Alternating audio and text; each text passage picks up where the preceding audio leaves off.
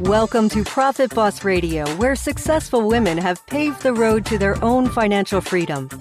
Each week, your host, Hillary Hendershot, financial coach, money mindset expert, and experienced wealth manager, will help you discover the keys to the wealth and peace of mind you want and deserve in her no-nonsense and authentic style.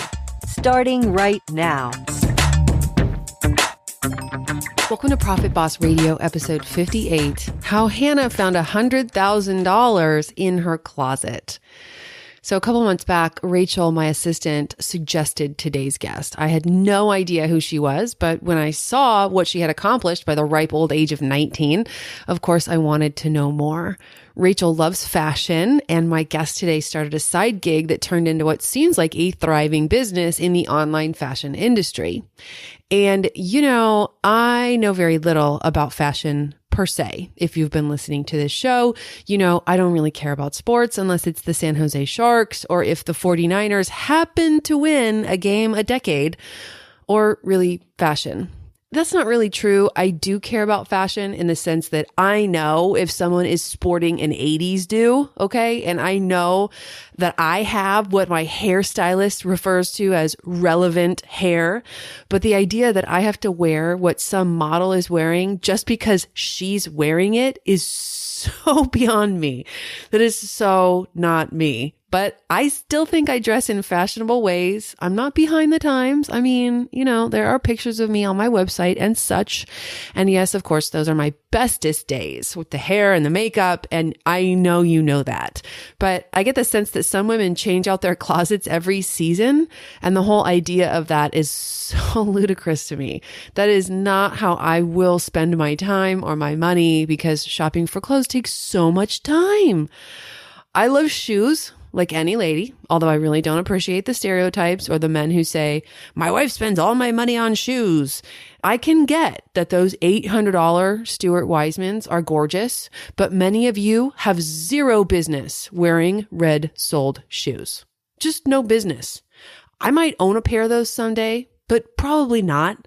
The one area I am willing to spend money on is bags, because you use those every day and they do make you look like a certain level of professional and successful. But I maybe spend $400 and I carry the same bag for like 2 years.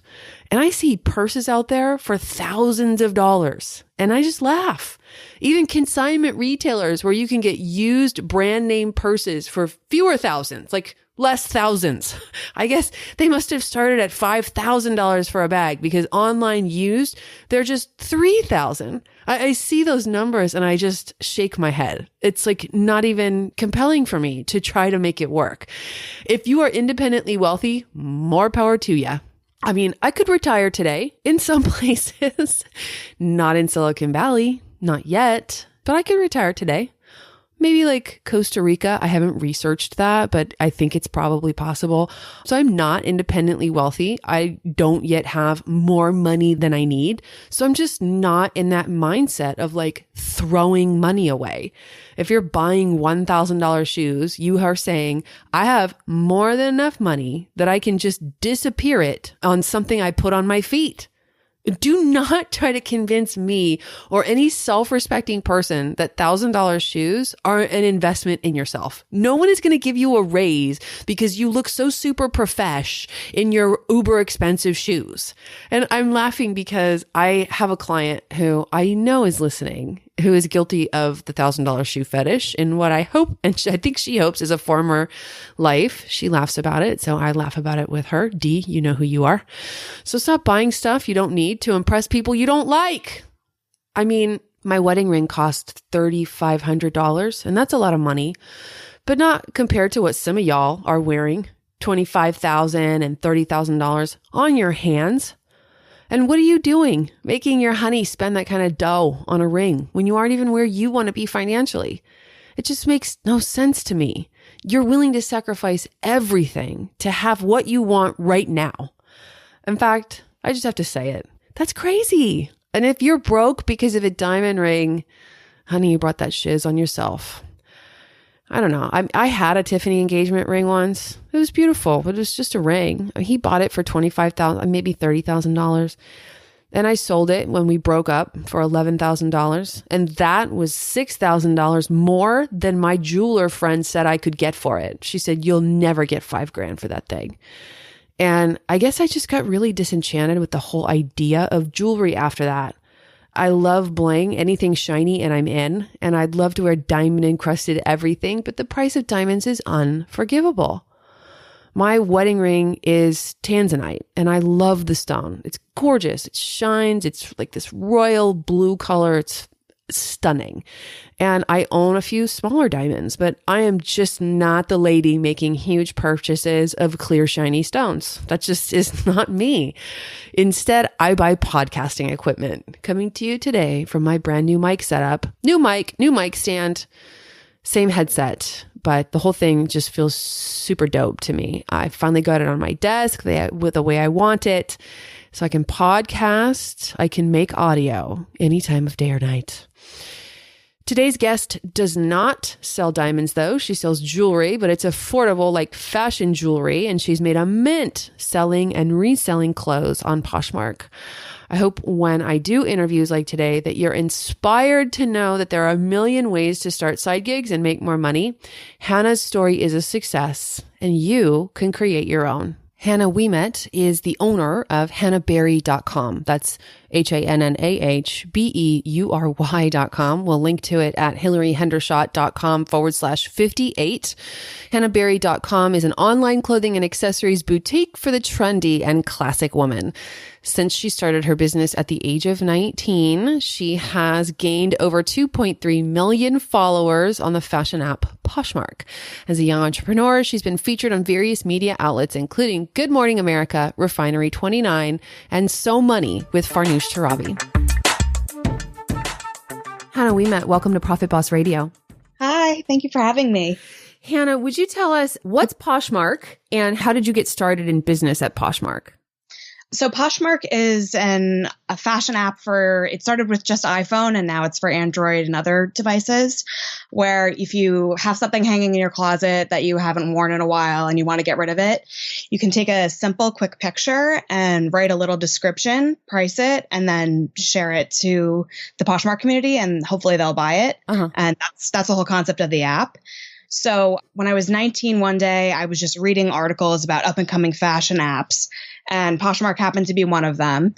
And in the mail that day, I had gotten like a sweatshirt poncho thing that when I tried it on, it didn't look good on me. And I had gotten it on such sale that basically they were going to charge me to return it and I would have lost money. And so I just decided, let me just try out this app that I read about earlier. And I listed it, and within 20 minutes it had sold. I'd made all my money back, and I ran upstairs to my closet and listed everything else that I wanted to get rid of. And people within like 10 minutes were buying stuff, and people were starting to get into fights over my stuff. They were putting themselves on wait lists. They started asking me if I had my own business. And so that gave me the idea, well, why don't I just try out something little? So I decided to get a business license, and I started with costume jewelry. Okay. And I know that you've transitioned to jewelry now. So literally for the people listening who maybe haven't tried Poshmark or haven't seen it or really can't grasp this concept of new and used clothing swap, let's just take that first sweater, for example. Did you take a picture of yourself wearing it, or did you pin it to the wall, or how did you take a picture of it? I hung it up on a hanger and hung it up on my door, and that's how I took the picture. Other people model their things and things like that, but that was just the first time I'd ever listed anything. So it doesn't have to be professional photography. Right. And so as your business has scaled up, have you invested in more professional photography or layouts, or do you need to write a copy that positions the items? How does that work?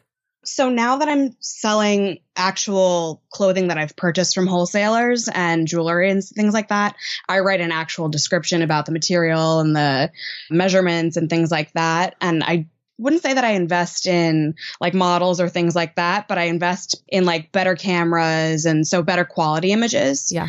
Rather than how in the early days I was just taking a super quick picture. With bad lighting and shadows, right. But you were still making money. Right. Yeah. It was everything was still selling super fast, and people who are just selling out of their closets and not doing it as a full-time job still do take pictures like that, and things still sell. So you are at this time 19 years old, and you start to make maybe a couple hundred, maybe a couple $1,000s, and you're starting to see, there's something here. And so at what point do you think it became, could you just take us to the moment when you realized this could be bigger than I really thought? I think at one point in your account, you can look at how much money you have that's pending and redeemable. Mm-hmm. And I think there was probably like $5,000 that I could redeem and put into my bank account. And to me, at 19, that was a lot of money to have all of a sudden. And so I think at that moment, I really realized, oh my God, people are really buying things. They all really love my stuff, and this could really go somewhere. How then do you get to be someone who has, I think it's now more like 2.4 million followers on Poshmark? Yep. It's pretty close to 2.4 at this point. Okay. And are you only on Poshmark, or are there other apps, other ways you're selling? I was only on Poshmark for a few years, and then over the last couple of years, I've had my own website too. Okay, so you're selling on your own website, and is that hannahberry.com? Yes. Okay, and we'll put that link in the show notes. And what do you think, getting back to the question about how do you get to be someone with 2.4 million followers, what do you think is attributable to your dramatic success? What makes you different from other Poshmark sellers? Because there's no barriers to entry. Anyone can do it. Mm-hmm. I think that the number one thing that really set me apart was that I got in on the first day that the app actually launched. So people knew me right from the beginning. Oh. And then also, Poshmark is more of a community. So it's not like an eBay where you don't really have conversations with people and you just kind of buy or bid. So on Poshmark, you're really interacting with women and getting to know their stories and things like that. So you really have to put yourself out there, and people started to trust me, and then they would tell their friends about me. And so just kind of things like that, where you're building your reputation up in the community, and has really gotten me to where I am. And have you always considered yourself a true fashionista? Is that your calling in life? For me, I didn't know really anything about the fashion industry until I hired my assistant, Rachel, and she's the one who introduced me to you. And so people who are in fashion always seem very elusive and creative and special to me. Is fashion your thing? I think it definitely is. I started in high school when I was 16, taking classes at the Fashion Institute of Technology on the weekends in New York City, and just started studying fashion merchandising while I was in high school. And then in college, I was a fashion merchandising major, and I had no idea what I wanted to do with it until I saw Poshmark and started doing this. Mm-hmm. But yeah, so I've always been drawn to fashion. You were on Good Morning America, weren't you? Yes. Okay. And how did that come about? I mean, did you hire a PR team, or because that's huge? Mm-hmm. So since I've gotten such a big reputation on Poshmark and things like that, I've been able to work with them to do different press opportunities. So actually, I was on ABC News Live, and the Good Morning America producers saw me, and I got a call that day saying, "Oh my God, we just saw you. We want to come to your house today." The same day that I had just been on ABC Live, and I freaked out. I was like, I am not ready for this. And so I said, I can't do it today. But a few days later, they were at my house filming me, showing them all of my stuff. And they were in my bedroom closet. It was pretty crazy. What's that like? It's kind of scary, right? It's pretty scary. Like, I've definitely over the years conquered public speaking fear through all of these opportunities. But yeah, just casually having Good Morning America in my bedroom closet, it's pretty crazy. And so there was one number I read that said you made $80,000 in your first 2 years on Poshmark. I don't know if that's accurate. You never know what you read, but I imagine that number is higher now. And so it's been about 4 years. Do you know about how much money you've made on Poshmark? It's a few $100,000. And what are the profit margins approximately that you charge on these items? So really, when I first started out, I was more about, I really didn't know what I was doing, and I was just kind of getting excited if I sold anything and made any kind of profit. Right. But now I really try to at least double my money on whatever I'm selling. So I could buy a sweater for $25 and then I'm selling it for double the amount just to try and make that money back and double that. And you said you're buying from clothing wholesalers.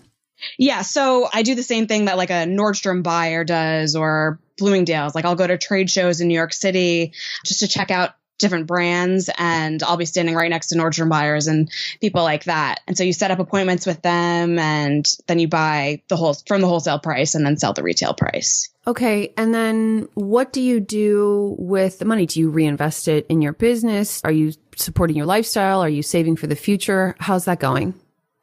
So I definitely am right now reinvesting a good chunk of it into my own website and just marketing and things like that, and then saving too. But definitely marketing is super important right now for my own website because I'm trying to build that outside of Poshmark as well. Mm-hmm. So things like social media and like where I'm going to show up on Google searches, where a lot of money is going towards right now. Yeah, you and I are kind of in the same boat on that. It's not about putting a good service out there anymore. It's about getting people to pay attention to you. Right, exactly. There's so much out there. You have to somehow get attention. Yeah, you have to make more noise than the person next to you. Yep. So it's turned into a full-time gig. I mean, did you pay for college with your proceeds? So my parents helped me. I was lucky enough to have my parents help me part of the way. But with the money that I was making while I was still in college, I was able to pay for like my books, my dorming, my food and things like that, so that I was able to not get student loans and things like that. So that was really one of the most amazing things that I've been able to do so far. Yeah, I bet. That's amazing. I bet your parents were glad too. Yes, definitely. And would you take us to a moment when, there are a lot of people, Hannah, who would take success and it would scare them or it would intimidate them, or this looks like a non-traditional path to success. And maybe they really feel like they have to do the, 8 years of school and the master's degree. And so they would shy away from it. And so I'm really interested in the moments when you maybe felt scared or realized like this is a turning point and that you had to open up or expand yourself in order to really accept the level of success that came your way. I mean, it seems like it seems almost magical the way this sort of funnel has opened up for you. Would you just talk a little bit about that? Yeah, definitely. I think that I definitely have had a few moments over the years where I have it's kind of scary that you're not having a really conventional career path, and I'm not working like a typical 9-to-5. Everything's on me. How much work I put into it is all on me. But it's something that I really love to do. And so to me, it's worth the risk to not have a typical career path. Mm-hmm. And it really is kind of magical to me as well, how it's been going. And so I don't know.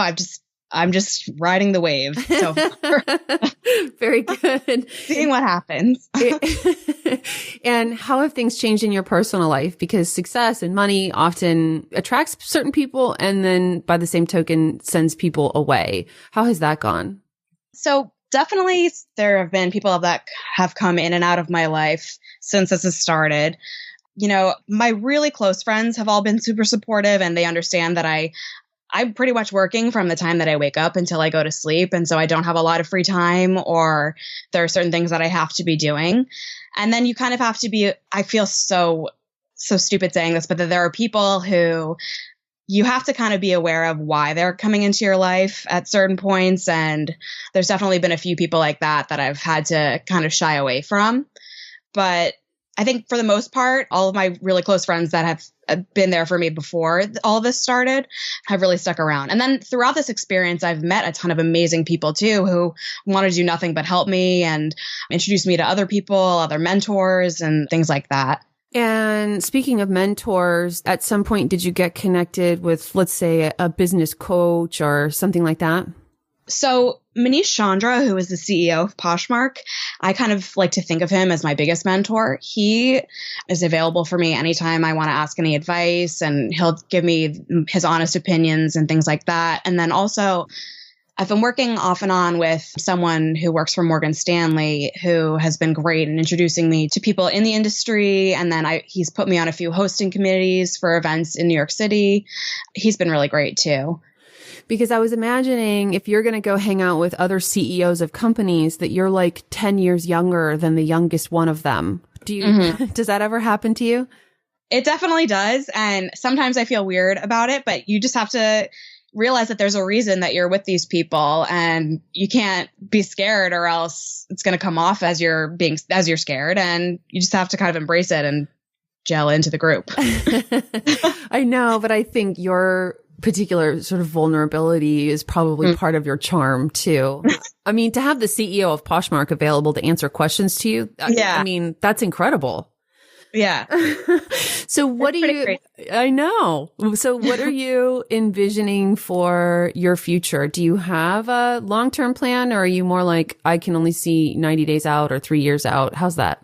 I think I'm not thinking super, super far in advance, but next week, I'm actually meeting with someone to talk about maybe doing a pop-up shop in their spa. And right now I'm just thinking about little things that I can be doing to slowly build up my brand.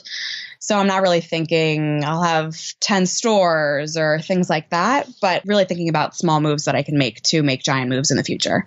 So speaking of a pop-up shop, that's another thing that seems elusive and creative to me and special to me. So what's a pop-up shop? And if you put it out on social media that you were going to have a pop-up shop, for example, how many people have shown up?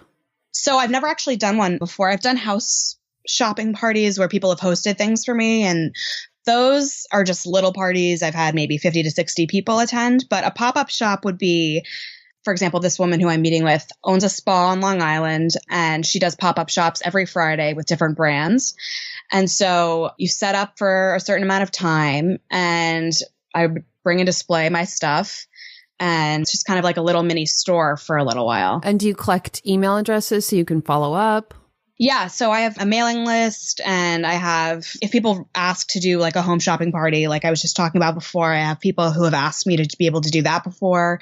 I actually just did one last weekend for like a Christmas shopping party, and that was really great. So things like that. And I heard that you learned over time to specialize in jewelry. Was that because of profit margins, or did those items just sell quicker? How did you know that jewelry was your niche? I think in the beginning, that was what I first started with, was just only doing jewelry. And I figured, okay, you don't really have to worry about sizing too much, or when you buy clothes, you have to buy packs with a certain quantity in them of, like, let's say 2 smalls, 2 medium, 2 larges. What happens if a large doesn't sell and only the small sells, or things like that? And so I figured that jewelry, you wouldn't have to worry about that so much. And so that's honestly the biggest reason why I started with jewelry. And now I've kind of moved on to clothing and jewelry and other accessories.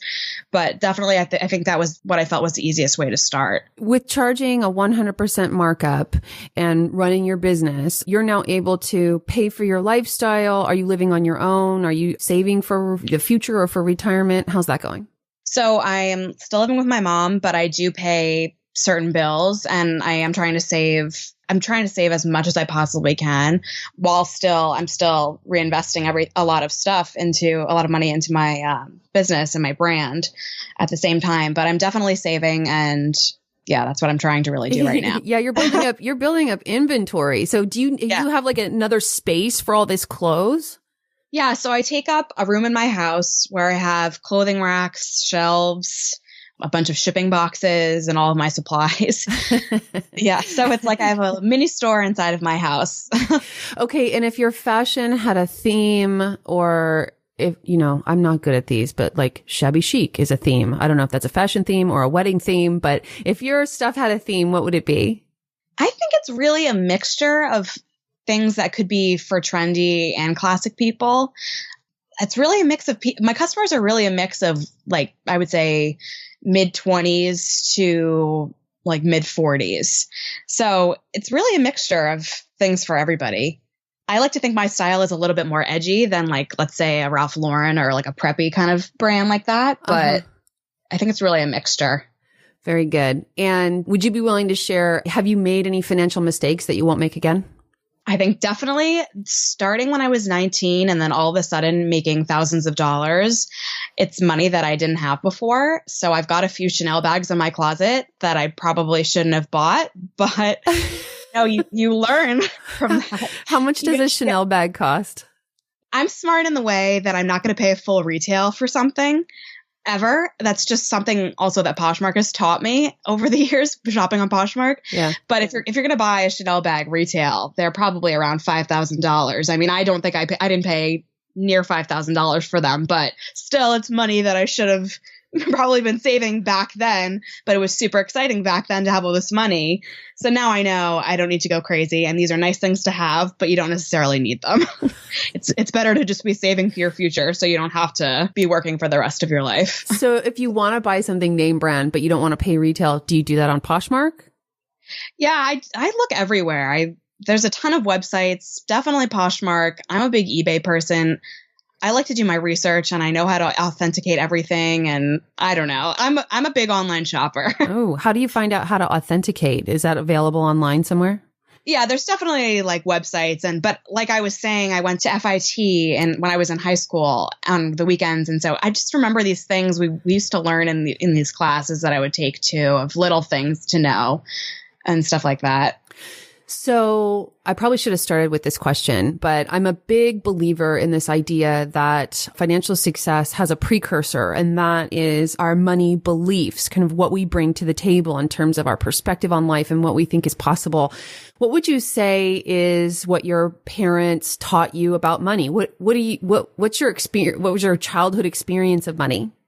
I think my dad is he loves saving money, and anytime I've made any kind of money and I have a proud moment where I tell him how much money I made on something, the first thing he says to me is, put it in the bank. So it's like, ever since I was little, I've had like CDs and all these different savings accounts in different banks and things like that. And then my mom is like a huge inspiration to me. She has had a full-time job my whole life, and it's amazing to see how hard she works every single day, and knowing how much money she saves and has been able to make throughout her career. That's been amazing, an inspiration to watch too. And so I've always wanted to be like that.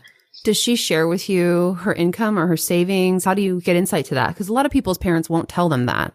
My mom and I are very close. So, I mean, I would say that she's my best friend. And so we've had conversations like about things like that. But yeah, so she's definitely a big inspiration. Awesome.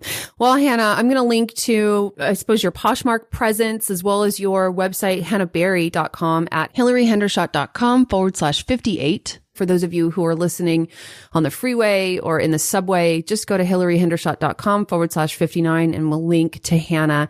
Hannah, thanks for sharing with my listeners today. It's fantastic to hear about and celebrate your success. Thank you so much for having me. Profit Boss, thanks for making it to the end of another episode of PBR. I have been doing a lot of thinking about you. I'm thinking about how hard it can be to change old habits. I mean, sometimes I think how nice it would be if things worked like they did for Keanu Reeves in those Matrix movies. If we could just lie back in an industrial punk rock barber chair and have a little cable plugged into the backs of our necks and just instantly become the masters of our financial domains. That would be kind of perfect, right? Except for the part about having the cable plugged into the back of your neck and the whole industrial punk thing. And Keanu Reeves is so annoying when you get right down to it. But I think it's important to form new habits, especially ones as fun as being alerted when new episodes of Profit Boss Radio go live.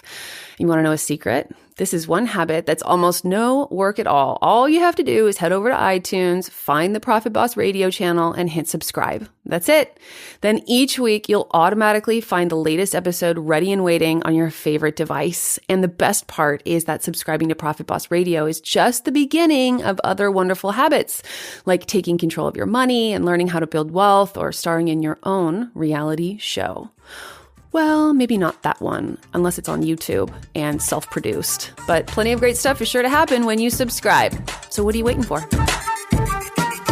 Thank you for listening to Profit Boss Radio, where creating success on our own terms happens every day. You're not alone in your journey to a rich life, and that's why Hillary is here to add value in each and every episode. See you next time on the podcast for women and money.